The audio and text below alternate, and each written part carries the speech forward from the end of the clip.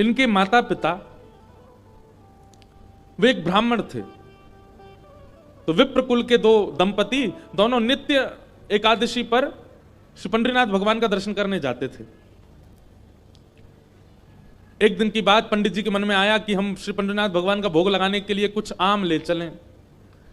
तो आम लेकर के पंडित जी और उनकी घरवाली दोनों जब मंदिर जाने लगे तो ठाकुर जी तो इतने प्रेमी हैं भक्तों के कि मंदिर तक आम लेकर के आए, तब तक ठाकुर जी से प्रतीक्षा नहीं हुई। भगवान एक ब्राह्मण का रूप धारण करके बाहर ही चले गए और बाहर जाकर के वो ब्राह्मण दंपति से कहने लगे, हमको बहुत जोर की भूख लगी है, हम बहुत दिन से भूखे हैं, आपके पास बहुत सारे आम हैं, इसमें से 2-3 हमको दे दो। अभी कुछ दिन पहले वृंदावन में मैं था तो एक भक्त आया, वैष्णव आते मिलने। उसने कहा, महाराज जी मैंने पहली बार सोचा कि मैं श्री जी को अमरूद का भोग लगाऊं, और मैं अमरूद लेकर के बड़े भाव से बरसाने जा रहा था। नहीं तो क्या हुआ?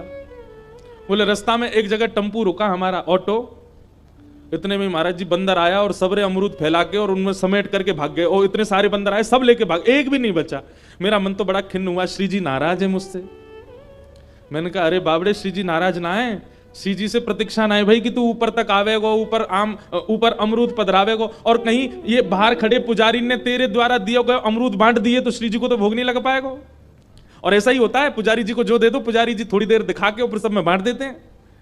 तो श्री जी ने कही, इतने भाव से अमरूद लेके आ रहा हो, तो श्री जी ने अपनी गुप्त सेना भेजी, बोले बीचते ही हरण कर लाओ। और मैं सबरे अमरूद बंदर लेके भाज गए, श्री जी ने पा लियो, भोग लगा लियो।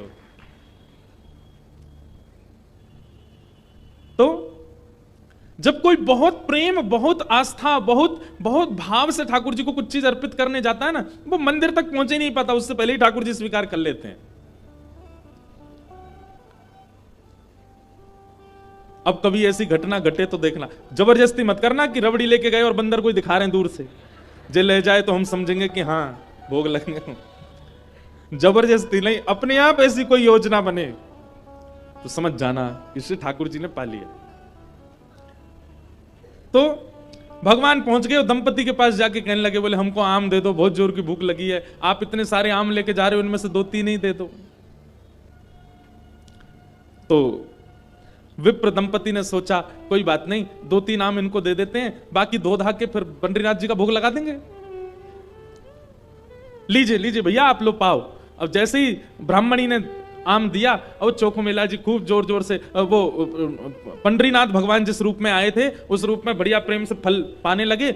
लेकिन वो क्या करते, थोड़ी देर तो आम चूसते, पूरा आम नहीं पाते, थोड़ा सा उसमें छोड़ देते और फिर ब्राह्मणी की गोद में ही डाल देते।